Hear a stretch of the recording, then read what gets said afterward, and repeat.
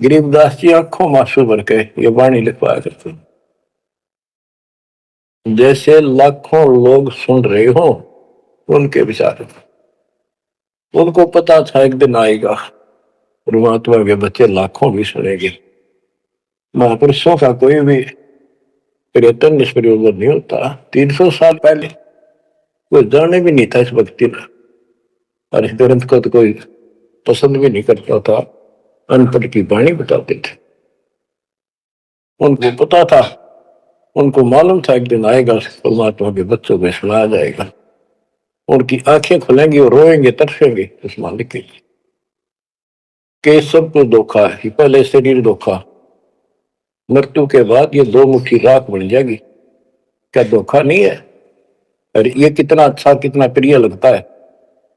प्रिय इसलिए लगना चाहिए कि इससे भक्ति करे, बस, नथिंग एल्स। बाकी काम तो करना ही पड़ेगा, पेट ना भरेगा तो काम कैसे चलेगा? गुजारा भी करना है, निर्वाह भी करना है,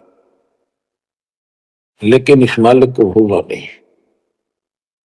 दृष्टि पड़े सो धोखा रे, खंड पेंड ब्रह्मंड चलेंगे, फिर नहीं रसी लोकारे।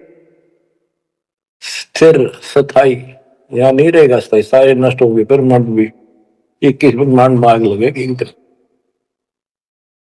फिर नहीं रसी लोकारे के समझ जाओ, आंख खोल लो। बच्चों को बिरान माटी करवा रहे हो, मालिक की शरण में पड़ जाओ, कति नाक रगड़ो दिन रात, ऐसी तरफ बढ़ाओ। दृष्टि पड़े सो धोखा है, ये खंड पेंड, पेंड शरीर, खंड पेंड ब्रह्मांड चलेंगे, फिर नहीं रसी लोकारे, फिर नहीं रसी लोकारे। रज गुण ब्रह्मा तब गुण शंकर, सतगुण विष्णु कहावे रे, चौथे पद का भेद निहारा, बिरला साधु पावे। मार्कंडे पुराण में स्पष्ट किया है कि इस काल के ब्रह्म की 3 प्रधान शक्तियां हैं, रजगुण ब्रह्मा, सदगुण विष्णु, तमोगुण शिव जी। यही सारी व्यवस्था कर रहे हैं। यही 3 गुण है, यही 3 देवता है। और बताइए सूक्ष्म वेद में गरीबदास जी ने पहले क्लियर कर रखे हैं।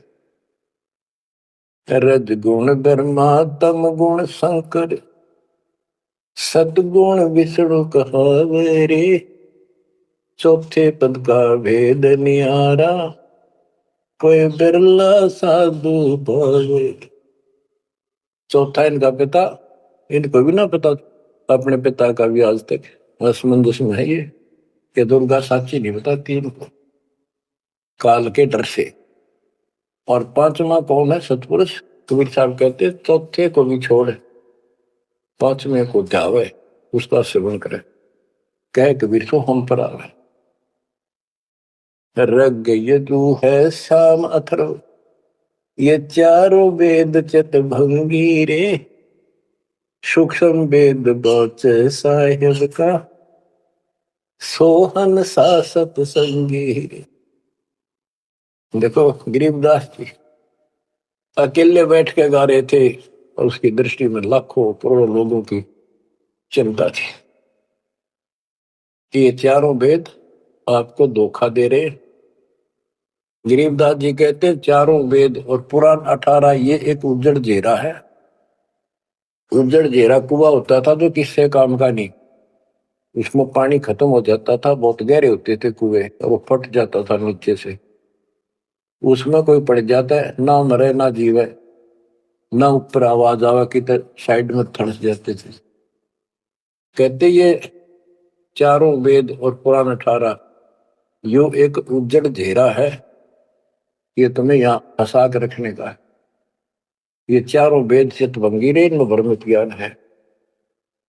सूक्ष्म वेद बचे साहिब का, सोहन सासत सबगीरे।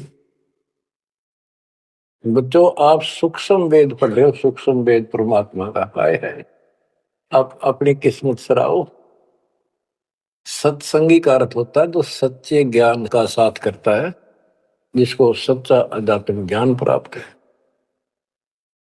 रग यजु है श्याम अथर्व, चारों वेद चित भंगी रे, सूक्ष्म वेद बात साहिब का, सोहम सा सत्संगी रे। यानी उसके पास सच्चा ज्ञान है, सच्चा अध्यात्म ज्ञान है, जो सूक्ष्म वेद को पढ़ता सुनता है पूरे गुरु से।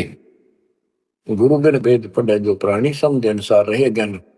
ये सूक्ष्म वेद जो दास पढ़ के सुना रहा है, और वो दूसरे वेद है। तो ना तो यो समझ में आया किसी के सूक्ष्म वेद, परमात्मा ने तो दिया ही था मेरे गुरुदेव को, संत गरीबदास जी को, इनके अतिरिक्त किसी का समझ में नहीं आया। तो गुरु बिन वेद पढ़े जो प्राणी, समझे न सार रहे ज्ञान। तो आज आप पर जो कृपा हुई है बच्चा, छोटी नहीं है। आप याद रखो ये सारा धोखा है।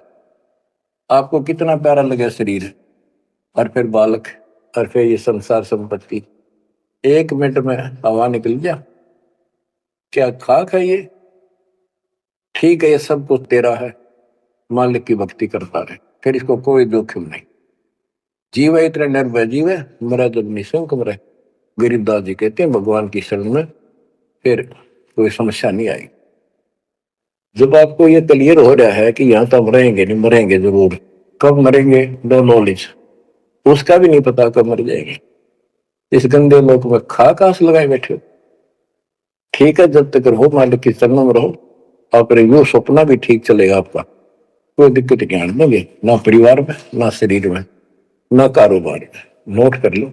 लेकिन भगवान की भूल कर दी, उससे जनचोट खाओगे। इसकी तरफ ज्यादा कुर्बान होना पड़ेगा। इस सारा कुछ कहने का ये भाव है।